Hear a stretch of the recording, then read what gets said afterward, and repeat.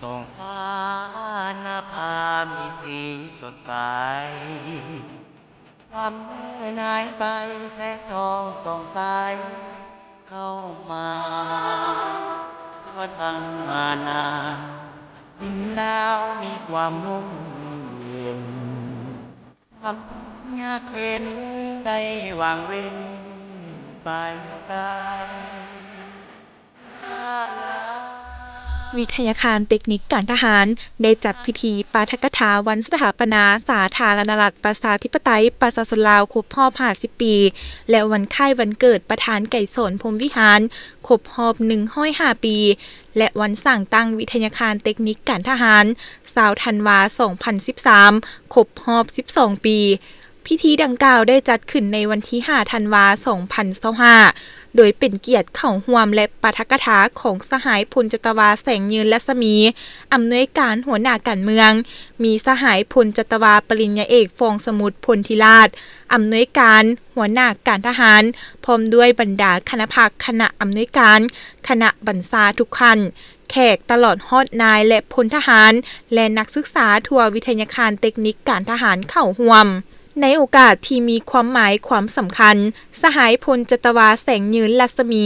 อำนวยการหัวหน้าการเมืองวิทยาคารเทคนิคการทหารได้ยกให้เห็นถึงมูลเสื้อการปฏิบัติในการต่อสู้กูซาต้านจักรพรรดิลาเมืองขึ้นแบบเก่าและแบบใหม่อย่างละเอียดละเอียวจนสามารถปลดปล่อยประเทศชาติในวันที่ 2 ธันวาคม 1975ตลอดระยะ50 ปีแห่งการปกปักรักษาและพัฒนาประเทศชาติภายใต้การนำพาของพรรคได้เฮ็ดให้ประเทศชาติมีการเปลี่ยนแปลงอย่างใหญ่หลวงรอบด้านชีวิตการเป็นอยู่ของประชาชนบรรดาเผ่าได้รับการยกสูงขึ้นอย่างบ่หยุดยั้งประธานไก่สอนพรหมวิหารผู้นำที่แสนเคารพรักของประชาชนลาวผู้นำผ่าภารกิจต่อสู่กู้ซาผู้นำพาริเริ่มภารกิจเปลี่ยนแปลงใหม่และจดจำล้ำลึกถึงวีรกรรมอันล้ำเลิศคุณงามความดีการเสียสละอันใหญ่หลวงของบรรดาฐานผู้นำและพนักงานนักรบปฏิวัติผู้รักษาและประชาชนบรรดาเผ่าที่อุทิศชีวิตเลือดเนื้อเหงื่อแห้งสติปัญญาเพื่อภารกิจปฏิวัติวิทยาคารเทคนิคการทหารแม้นหัวหน่วยการจัดตั้งหนึ่งที่นอนอยู่ในโครงประกอบการจัดตั้งของกระทรวงป้องกันประเทศเป็นกรมเอกราชมีฐานะเท่ากับกรมใหญ่อยู่ภายใต้การบัญชานำพาโดยกงหอบด้านของกระทรวงป้องกันประเทศและการชี้นำด้านเวียกงานเทคนิคของกรมใหญ่เทคนิคกองทัพภาลบทบาทเป็นสถาบันศึกษาก่อสร้างบำรุงพนักงานเทคนิคการทหารในระดับแต่สั้นกลางสั้นสูงขั้นปริญญาตรีปริญญาโทก้าวไปถึงคนครัวปริญญาเอกสหายพลจตวาปริญญาเอกฟองสมุทรพลธิราชอำนวยการหัวหน้าการทหารให้ฮู้ว่าท่ามกลางบรรยากาศที่ทั่วพรรคทั่วรัฐทั่วกองทัพและปวงชนลาวบรรดาเผ่ากำลังจัดตั้งเบิกบานม่วนซื่นคำนับรับต้อนวันสถาปนาสาธารณรัฐประชาธิปไตยประชาชนลาวครบรอบ50 ปีติดพันกับการจัดตั้งปฏิบัติ4นาทีใหญ่26แผนงานขององค์คณะพรรคกระทรวงป้องกันประเทศวางออกให้เป็นขบวนฟดฟื้นอย่างกว้างขวางวิทยาคารเทคนิคการทหารแม่นหัวหน่วยการจัดตั้งหนึ่งที่นอนอยู่ในโครงประกอบการจัดตั้งของกระทรวงป้องกันประเทศเป็นกรมกองเอกราชมีฐานะเทียบเท่ากรมกลางอยู่ใต้การบัญชานำพาโดยกองหอบด้านของกระทรวงป้องกันประเทศเป็นสถานที่ค้นคว้าทดลองวิทยาศาสตร์ในขงเขตเทคนิคการทหารอุตสาหกรรมป้องกันชาติโดยสมทบด้านเทคโนโลยีอยู่ทางภายในและต่างประเทศ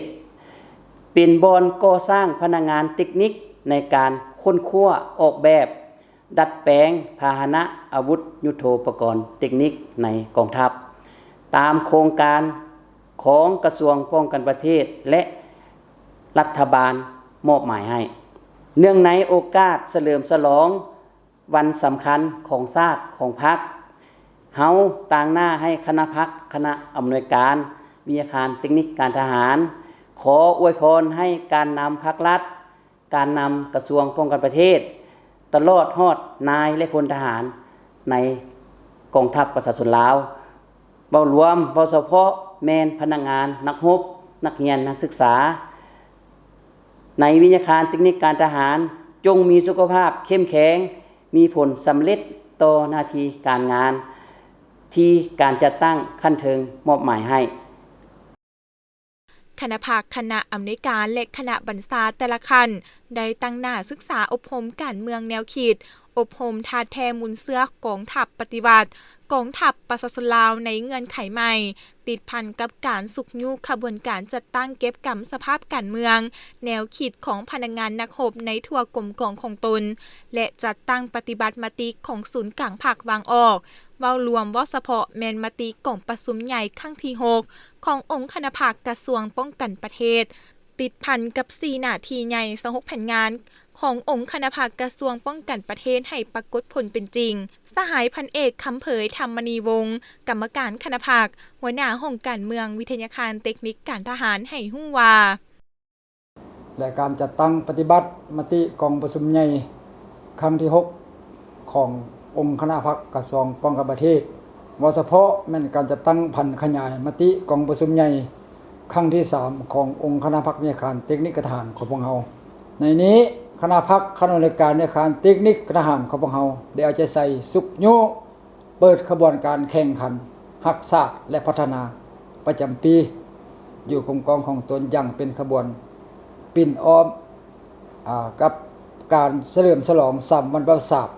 ในปี2025นี้ในนั้นปัญหาที่1ก็ขบวนการปรับปรุงก่อสร้างพื้นฐานโครงสร้างค่ายครูได้รับการปรับปรุงตามระเบียบหลักการ2ขบวนการปฏิบัติข้อกำหนดกฎระเบียบของกองทัพโดยเฉพาะมัน7ระบอบ18เวียกปฏิบัติมงเวลาเข้าการเลิกการและการนุ่งถือนอกจากนั้นก็ระเบียบอื่นๆปัญหาที่3นี้ก็ซึ่งเป็นปัญหาใจกลางของหน้าที่การเมืองของวิทยาการของเราเป็นต้นแม่นขบวนการห้ำเฮียนศึกษาการขึ้นห้องศิษย์สอนของครูอาจารย์อันนี้เป็นหน้าที่ใจกลางของวิทยาการของเราจุดนักแต่มันเร่งใส่ในการค้นคว้าแต่งบทสอนการขึ้นห้องของครูอาจารย์ถือว่าได้อาจจะใส่อย่างเป็นกระบวนการนอกจากนั้นก็เป็นกระบวนการเรียนดีเรียนเก่งของนักศึกษานี่ก็ได้ปฏิบัติตามโครงการหลักสูตรที่ขั้นถึงได้กำหนดไว้สังรวมแล้วการจัดตั้งพิธีปาฐกถาวันสถาปนาสาธารณรัฐประชาธิปไตยประชาชนลาวครบรอบ50ปีและวันคล้ายวันเกิดประธานไก่สอนพรหมวิหารครบรอบ105ปีและวันสร้างตั้งวิทยาการเทคนิคการทหาร20ธันวาคม2013ครบรอบ12ปีในวันที่5ธันวาคม2025นี้เห็นได้ว่าได้รับผลสำเร็จอย่างจบงามและเต็มไปด้วยเนื้อในอุดมสมบูรณ์สามารถตีราคาได้ว่านักเรียนนักศึกษาและพนักงานนักรบทั่วกรมกองวิทยาการเทคนิคการทหารยังมีความสงบหนักแน่นมีความจงรักภักดี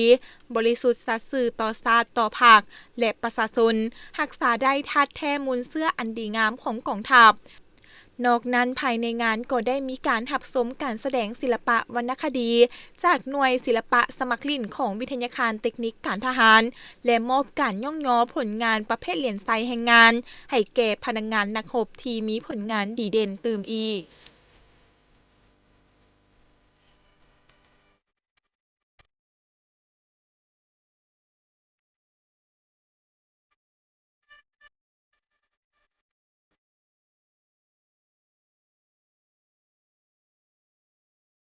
ท้องส่องฟ้า